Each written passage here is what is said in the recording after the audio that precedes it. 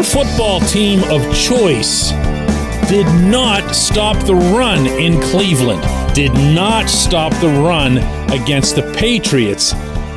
And the head coach is really mad about this. The head coach is even calling out, in a way, people by name. And I've got kind of a problem with that because it's so one-sided. Good morning to you. Good Wednesday morning. I'm Dejan Kovacevic of DK Pittsburgh Sports. This is Daily Shot of Steelers. It comes your way bright and early every weekday. If you're into hockey and or baseball, I also offer daily shots of Penguins and Pirates that I hope you'll take the time to check out. It was a Mike Tomlin Tuesday, and it will be a practice Wednesday, meaning the Steelers will finally be back to work after the awkward short week / long week leading into the Sunday game against the Jets. And when they do resume the work at hand, they'll do so with Montravius Adams at nose tackle rather than Tyson Alualu. How do we know that? Because A, it showed up on the depth chart. B, the head coach addressed it in the bluntest criticism we've heard yet from him of any individual player this season. You know, he's been playing better than Tyson, and so we just thought that was appropriate. So by praising Adams, he's ripping, really, into a 35-year-old veteran.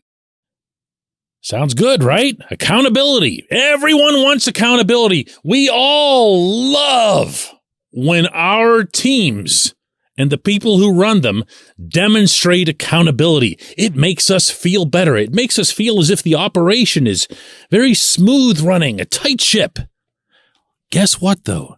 This accountability only applies to one side of the football, and that's not new. I'm not saying that just to take yet another set of digs at the offense. I'm saying that because the offense almost never falls into the same category. Now, it's easy to see why. Mike Tomlin comes from a defensive background. He was a secondary coach. He played defense many years ago at William and Mary. And to this day, he is intimately, intensively involved in the defense. Sure, he's got Terrell Austin, he's got Brian Flores, but he's in that room. And he demands things of that group in a way that, well, he doesn't with the other. And I'm going to say it again. I've got a problem with that. What can you expect at Point Park University in downtown Pittsburgh? Respect, rigor, relevance. That's the Point Park Pledge. You'll be treated with respect while being challenged and supported academically to graduate with career-ready, relevant skills. Visit pointpark.edu to learn more. Understand that when Tomlin is criticizing the run defense, he's not singling out Alualu. He's pointing to pretty much everybody who's on that field. He's pointing to the various coaches that are involved. He's pointing to Flores. He's pointing to Austin. And it's a full-blown, across-the-board accountability thing. Whereas the quarterback can completely be awful. And I mean, this isn't even an opinion on my part. He's got 5.5 yards per pass attempt. That's by far the lowest in the league, and if it's sustained, it'll be the lowest that the NFL has seen this century. You hear anything about the quarterback? No. Here's what Tomlin had to say about Mitch Trubisky yesterday. In all areas, in decision-making and where he's going with the ball, the time in which he's making decisions, the prudent use of mobility, whether it's by schematics or by ad lib, but just generally all areas. Sure, all kinds of bright signs and positives and sunshine and rainbows and angels playing their harps and whatever else. Anything at all about the play calling, or for that matter, what's being spoken and written everywhere about the play calling? You know, there are a lot of things that we need to do better. There are a lot of things that we'd like to do better. I think the best way to sum up my evaluation of it, whether it's the collective unit or components of the unit, is that we've been better with every outing. And so it's reasonable to expect those improvements to continue. We haven't done enough to win the last 2 football games. And so there's reason for alarm as it pertains to that. But largely, I'm seeing improvements in all areas, whether it's individuals or whether it's the collective. And so it's our job to tune out the noise and to remain committed to the path that we're on and work to get better in the effort to change the outcome of these games. I expect our guys not to blink and to continue to work. And so I have to display that as a leader, and I intend to. That's right. The fans and the media are dolts. That's just how that goes. We're going to tune out that noise. We love our fans, but we're going to tune out that noise, and we're just going to keep doing what we do. That was the message that came across loud and clear from this head coach. They're seeing signs of progress. They're seeing things getting better. You heard it there. Better decisions, better whatever. But when they don't stop, Nick Chubb, who in my opinion is the league's premier running back, Cleveland definitely has the league's premier overall rushing attack when you factor Kareem Hunt into it, and for that matter, that Jacoby Brissett's pretty mobile himself. Well, that's just not okay. That's going to get an answer. I'm sorry. This stuff is tired. You know, this stuff where only the defense has to answer for stuff. And I know he probably thinks that it's some kind of cool thing to be able to say, you know, I'm a defensive coach and it's not okay to be this way on defense. And I'm going to show you that I care more about defense than offense. Okay, we get it. You're a defense guy. Big deal. You've also been a head coach at this level, at the top level, and by the way, a really accomplished head coach, and you're still throwing around that defense is more important? Give me a break. Save that stuff for the locker rooms or for the people that are interested in that. When it comes to actual accountability, you can't just say, hey, the defense needs to carry this whole operation, and the offense, well, it sucks, but we're just going to kind of ride with it. To be honest with you, that's what's gotten the Steelers into this mess, both organizationally and strategically. And what I mean by that is organizationally, the draft, and not at all accumulating offensive linemen for how long now with your top couple of picks.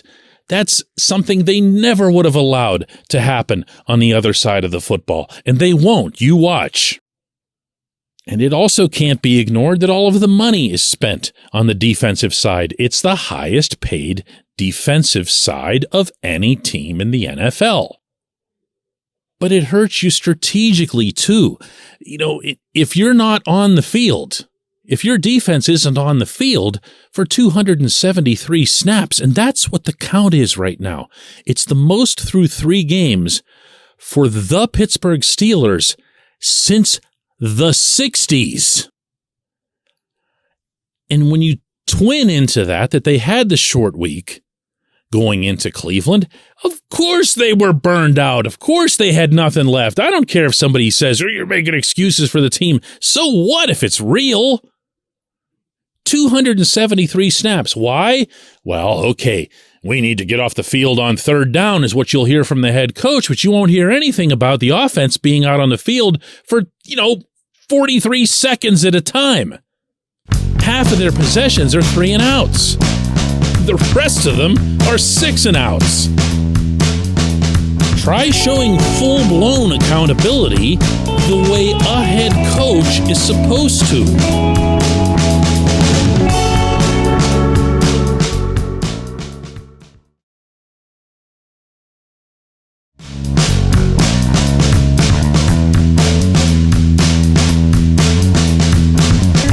Of Daily Shot of Steelers is brought to you by our friends at Mike's Beer Bar.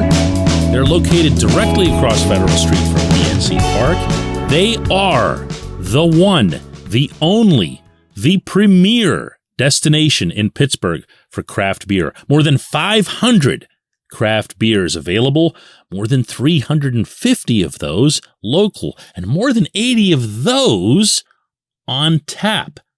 Mike's can't be topped, not for beer, not for the awesome kitchen and menu that's available, and not for all the special events that are going on there. Check them out online at mikesbeerbar.com. Mike's Beer Bar, right across Federal Street from PNC Park. And today's J1Q comes from Lou, who asks, DK, it seemed like Isaiah Loudermilk, even as a rookie, was very good against the run. So why isn't he getting snaps? Well, Lou, it's not that Loudermilk isn't getting snaps. He isn't getting a helmet. He has yet to suit up for any of the 3 games. He's been inactive. So if you want to talk about accountability, and you're the head coach, and you can very comfortably point to a Lou, how about pointing the thumb at yourself? How about saying what went into these roster decisions? Loudermilk is only on the team. He was only drafted because of his pedigree in run stopping. Kevin Colbert said that at the time of the drafting. I mean, he didn't put a ceiling on him, but what they liked the most about him was his ability to shut down the run. So when you get back to last year, post-Minneapolis, when there was kind of a panic among the people running the team about how to stop the run. It can't ever let the Vikings thing happen again. Can't ever let that happen again. Montravius Adams happened. Great. Loudermilk got a little bit more involved, and everybody else was pretty beat up at that point. And you were never going to get good run stopping out of Chris Wormley. He's just not that guy. Now, they also brought Minkah Fitzpatrick and Terrell Edmonds a lot closer to the line of scrimmage, so there was some stuff that was schematic. But for the most part, there were a couple of guys that got more snaps out of it, and it was Adams and it was Loudermilk. And Loudermilk has shown himself to be that guy again through camp. He is a run stopper. It's what he does. So you go into a game on a short week against an opponent that has exactly the reputation that you'd want to have all kinds of run defenders lined up against.